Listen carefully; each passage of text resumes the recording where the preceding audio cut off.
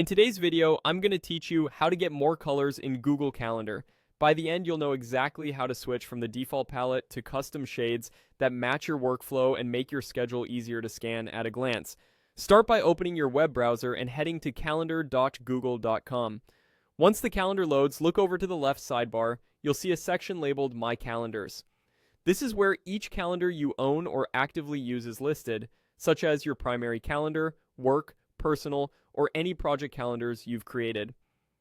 Colors in Google Calendar are assigned at the calendar level, which means every event on that calendar will use the color you choose unless you manually change an individual event later. Find the calendar you want to update and hover over its name. A small three-dot icon will appear to the right. Click those three dots to open the options menu for that specific calendar. This menu is your control center for quick visual tweaks. Here, you'll see a grid of preset colors.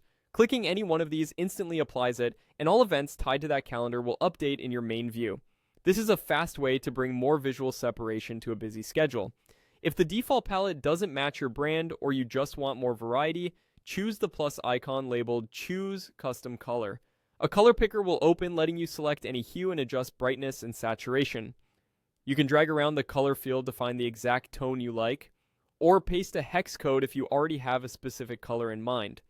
Aim for a shade with good contrast against your calendar's background so event text stays readable. When you've settled on the perfect color, click Save to lock it in. If you change your mind later, you can return to the same menu and pick a new one just as easily. A quick note on how this behaves. The color you choose here sets the default for the entire calendar. If you've previously assigned a custom color to an individual event, that event will keep its own color unless you reset it.